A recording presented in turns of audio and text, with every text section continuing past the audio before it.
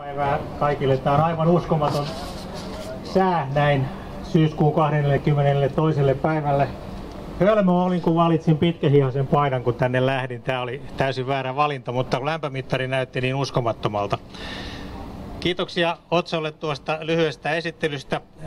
Sen verran voin pikkasen jatkaa siitä, että teen tuolla Aalto-yliopistossa, olen tutkijana, teen väitöskirjaa liikenne- ja kaupunkisuunnittelusta. Valitettavasti se on kestänyt jo vähän turhan kauan, koska sitä hommaa ei oikein kukaan halua rahoittaa, kun tutkin sellaisia asioita, jotka ei ole kenellekään bisneksiä, kun se on meille kaikille kaupunkilaisille eduksi, niin silloin tietysti niin kun bisnekset menee huonosti, niin ei löydy niitä bisnesrahoittajia. Tuo juttu tuosta raitiovaunusta. Olen avustanut Helsingin kaupungin liikennelaitoksen raitioliikenneyksikköä tämän uuden Arctic-vaunun hankinnassa. Eli meitä on tosiaan 2 Suomessa kuvastelee raitiovaunuja, Olli-Pekka Heikkilä, kehittämispäällikkö sieltä HKL:stä, ja sitten näköjään minä olen se toinen. Mutta toivottavasti kohta lisää Tampereelle ja Turkuun, että tämä hyvä asia leviää. Mutta mennään tähän tämän päivän aiheeseen, eli tähän kriittiseen pyöräretkeen, ja me lähdemme tuonne Itäväylälle, ja se on mulle kotikatu, tai oikeastaan mä toivoisin, että se on kotikatu. Mä asun itse siellä Itä-Helsingissä, Itäkeskuksen kupeessa. Mä olen oikeastaan lähes koko ikäni asunut siellä, paitsi silloin kun muutin Tampereelle opiskelemaan, ja sitten kun Tampereelta muutin takaisin Helsinkiin, niin jouduin tuonne naapuripitäjän puolelle Vantaaseen asumaan, mutta onneksi pääsin sieltä takaisin tänne kaupunkiin. Mutta silti se Itäkeskus, ei se ole minun mielestä kaupunkia, eikä siellä ole oikein katuja, siellä on vain teitä ja siellä on yksi tämmöinen kaupunkimotari. Ja jo lapsena, kun asuin Herttoniemessä, me aina puhuttiin, että isä, koska mennään kaupunkiin? Koska me asuimme lähiössä, emme asuneet kaupungissa.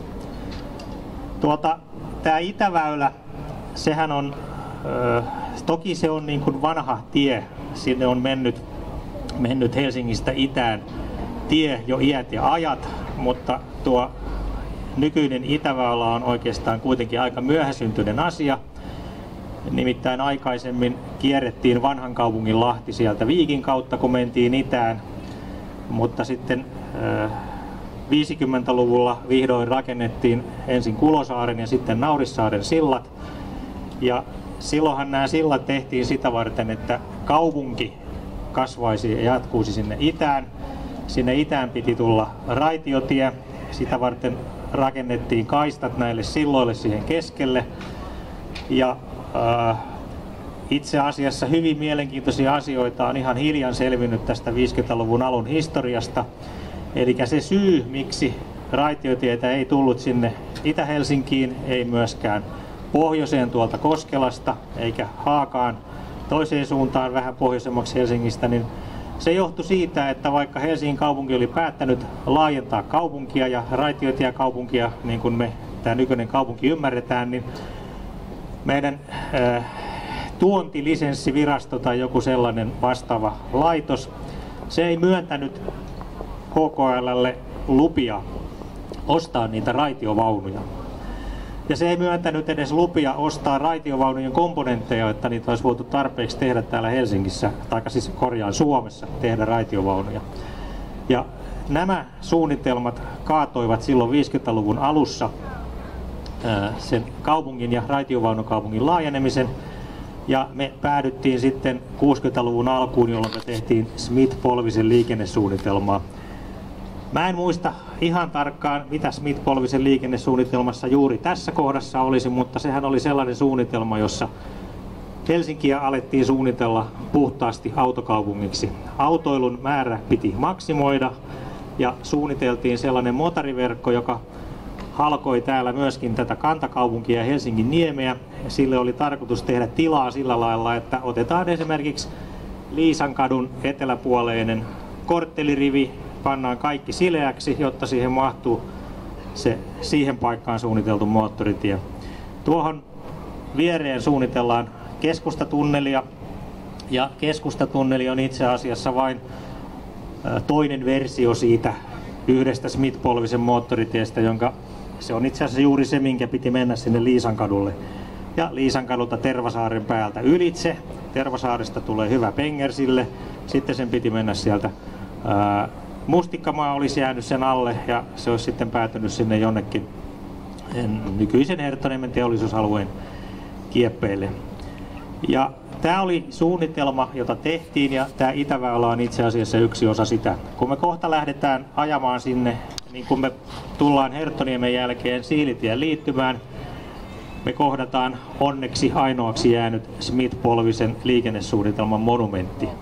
Eli siellä Siilitien jälkeen on niin sanottu Viikintien risteys tai Viikintien eritasoliittymä. Se on valtava betonisiltakompleksi, joka on tällä hetkellä olemassa vain sitä varten, että sieltä pääsee sinne Viikintielle, joka on sellainen pieni kaksikaistainen kapea, aika vähän liikennöity katu.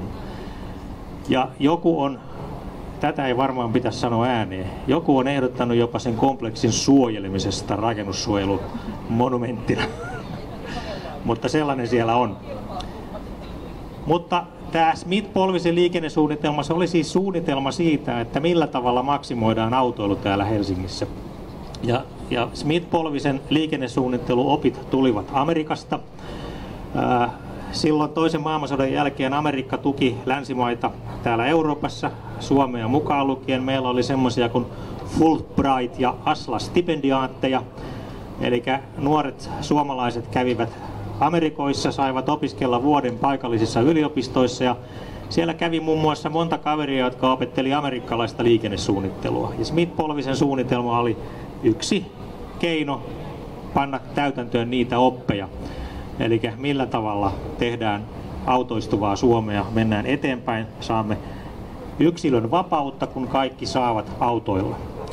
Ja Smith-Polvisen suunnitelmasta onneksi ei ole toteutunut sinänsä ihan niin konkreettisesti paljon muuta kuin se Laajasalon motoripätkä on osa sitä, siis tämä risteys siellä Siilitiellä, Laajasalon motoripätkä on osa sitä, mutta se on kuitenkin, kun me katsotaan meidän liikennejärjestelmäsuunnittelua täällä Helsingissä sieltä 60-luvulta eteenpäin, niin me nähdään, että kyllä se vaan on näin, että se Smith-Polvisen suunnitelma, se on tuolla kaupunkisuunnitteluvirastoon käteni osoittamassa suunnassa hotellin takana.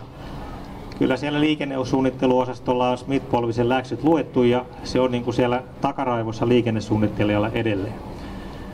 Tästä liikennesuunnittelusta, sehän tapahtuu meillä sillä tavalla nykyään, että tehdään liikennetutkimuksia. Liikennetutkimuksissa saadaan selville, että ahaa, ihmiset kulkevat tuosta syystä tällä tavalla, käyttävät autoa, bussia, metroa, junaa, ratikkaa. Sitten kun tehdään liikennesuunnittelua, niin näitä tutkimustuloksia otetaan käyttöön ja niiden perusteella tehdään liikenneennuste sillä tavalla, että oletetaan, että no niin, kaikki jatkukoon ennallaan. Eli se kehitys, joka on ollut sieltä 60-luvulta lähtien, jatkukoon sellaisena hamaan tappiin, mikä tarkoittaa sitä, että siellä tehdään, niin kuin siinä suunnitteluprosessin sisällä tehdään arvovalinta siitä, että autoilu kasvaa ja autoilu on edelleen tulevaisuudessa hallitseva liikennemuoto ja kaikki uudet alueet, joita me rakennetaan ja kaavoitetaan, niin niissä lähdetään sitten siitä, että ihmiset, jotka sinne tulevat asumaan ja käymään töissä ja asioimaan, he käyttävät kaikkeen tähän autoa vähintään niin paljon kuin tähänkin mennessä. Mutta koska kaiken pitää kasvaa, niin siellä oletetaan, että myöskin tämä autoilun osuus kasvaa. Ainoa paikka, mikä niin kuin rikkoo tämän niin sanotun kauniin kuvion siitä, miten liikennesuunnitteluinsinööri ajattelee, että maailma etenee, on tämä kantakaupunki. Kantakaupungissa autoilu ei voi kasvaa. 30 vuotta sitten kerrottiin suurena uutisena, että kantakaupungin autoilun kasvu on pysähtynyt. Ja sitä ihmeteltiin, että miten se on mahdollista, että kantakaupungin autoilun kasvu on pysähtynyt. Ja siihen on yksi äärimmäisen yksinkertainen selitys. Kantakaupungin autoilun kasvu pysähtyi silloin, kun katuverkon kapasiteetti tuli täyteen. Ja vaikka väki on kasvanut täällä seudulla 30 vuoden aikana, kantakaupungin autoilu ei voi kasvaa, koska tänne ei tehdä lisää katuja. Tänne ei tehdä lisää tilaa autoilulle, niin silloin se autoilumäärä pysyy vakiona. Ja tästä me päästään sellaiseen asiaan, joka on kansainvälisessäkin tieteessä hyväksytty ja tunnustettu viimeisen 10 vuoden aikana. Puhutaan sellaisesta asiasta kuin traffic evaporation, eli autoliikenteen katoaminen, tai sitten induced traffic, eli autoliikenteen syntyminen ikään kuin itsestään. Nämä on asioita, joita on havaittu sillä lailla, että kun on suljettu katuja, on todettu, että eivät ruuhkat lisäännykään missään. Siltä suljetulta kadulta katoaa se autoliikenne, mutta se autoliikenteen määrä muualla ei kasva mihinkään. No, kun mä äsken selitin, että ei Helsingin keskustan autoliikenteen määrä voi kasvaa, jos ei tänne tehdään lisää katuja, koska katuverkon kapasiteetti on tullut täyteen, niin tämä traffic evaporation, liikenteen katoaminen, haihtuminen, höyrystyminen, se on ihan luonnollista. Jos me otetaan täältä katuverkosta joku pätkä pois, otetaan liikenteen tilaa pois, ei liikenne voi lisääntyä muualla, koska muualle ei tule liikenteelle lisää tilaa. Se liikenteen määrä, mikä on muualla, se on ennallaan. Se, mitä tapahtuu konkreettisesti, on se, että ihmiset siirtyy toisiin liikennemuotoihin. Ne siirtyy kävelemään, pyöräilemään, käyttämään joukkoliikennettä, jos ei kerran autoja mahdu lisää. Ja tämä induced traffic, autoliikenteen syntyminen ikään kuin itsestään, tulee aivan samasta syystä. Jos me tehdään lisää katuverkkokapasiteettia, niin aina se täyttyy. Aina löytyy autoilijoita, jotka täyttää kaiken uuden katutilan, ja sillekin on ihan luonteva selitys. Tämmöisessä ympäristössä, kun me ollaan täällä Helsingissä nyt, niin kun autoilun osuus täällä kantakaupungissa, se voi olla henkilöliikenteestä noin 25-30%. Se tarkoittaa sitä, että siellä on aina sitä kasvupotentiaalia, aina on niitä liikkuja, jotka voisivat käyttää autoa siihen liikkumiseen, jos heillä olisi tilaa. Eli jos me tehdään lisää tilaa, niin ihmiset käyttää lisää autoa. Tuolta Espoon puolelta on yksi hyvä esimerkki, se on Kehä 2. Ja Kehä 2, silloin kun sitä perusteltiin, niin sitä perusteltiin sillä, että sieltä Tapiolan ja mikä se nyt on, no suurin piirtein Tapiolasta Kiloon ja Kauniaisiin, siellä on sellainen asuma-alue, minkä lävitse menee yksi tie, jonka nimeä nyt en muista. Mutta oltiin sitä mieltä, että voi kun sillä tiellä on niin paljon autoiluja. Tehdään Kehä 2, jotta saadaan se autoilu sieltä pois, että ne ihmiset siirtyy ajamaan Kehä 2. Kehä 2 rakentamisesta on parikymmentä vuotta nyt, tai kymmenkunta vuotta, mitä siitä nyt on, kun se otettiin käyttöön. Ja mitä on tapahtunut? Ei sieltä Tapiolan ja Kilon välistä ole autoliikenteen määrä juuri mihinkään vähentynyt. Mutta Kehä 2 on pahuksen paljon uutta autoliikennettä. Ja yksinkertaisesti autoliikenteen määrä Espoossa on lisääntynyt, kun sille tehtiin lisää tilaa. Eli meillä on ihan kotoisiakin esimerkkejä tästä samasta asiasta.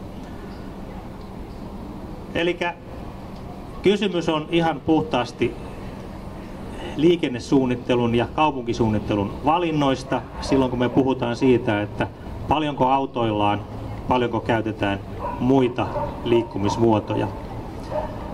On tuolta Keski-Euroopasta, Saksasta yksi mainio esimerkki, Freiburg-niminen yliopistokaupunki. Ja Freiburgissa tehtiin 70-luvulla valinta. Kasvatetaanko siellä kaupungin autoilua vai ei?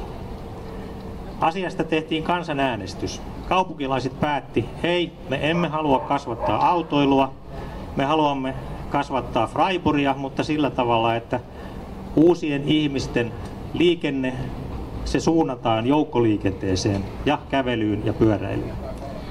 Ja näin on tapahtunut. 40 vuoden aikana Freiburgissa autoilun määrä on pysynyt ennallaan, joukkoliikenteen ja pyöräilyn ja kävelyn osuus on kasvanut, väkimäärä on kasvanut. Kun siellä tehdään uusia kaupunginosia, siellä lähdetään aina siitä, että tänne tehdään raitiotie, jolla pääsee keskustaan. Se on se pääliikennemuoto ja sinne ei tehdä motoreita, nelikaistaisia itäväyliä tai länsiväyliä tai jotain muita väyliä. Vaan autoille tietysti siellä täytyy olla se katu, mutta se on toissijainen liikennemuoto. Me kuultiin viikko sitten tuossa laiturilla Vancouverista terveisiä. Siellä on myöskin tehty kymmenkunta vuotta sitten vastaavanlainen valinta. kasvatammeko autoilua vai emme. Ja sielläkin valittiin, että ei. Siellä asetettiin jalankulku ykkösliikennemuodoksi, joukkoliikenne toiseksi, jakeluliikenne kolmanneksi, autoliikenne tulee vasta sen jälkeen. Oli siinä muuten pyöräilykin siinä välissä, mutta periaate oli tämä. Eli kysymys on ihan puhtaasti siitä, minkälaisen tulevaisuuden me haluamme. Ei ole olemassa mitään luonnollista autoilun kasvua. Ihmismäärä voi kasvaa kaupungissa, väestö voi kasvaa, ihmiset liikkuu, mutta siihenkin, että kuinka paljon ihmisten on liikuttava ja pakko liikkua, siihenkin voidaan vaikuttaa sillä, minkälainen palvelurakenne kaupungissa on. Ja mä lopetan tämän yhteen esimerkkiin tämän päivän Hesarista.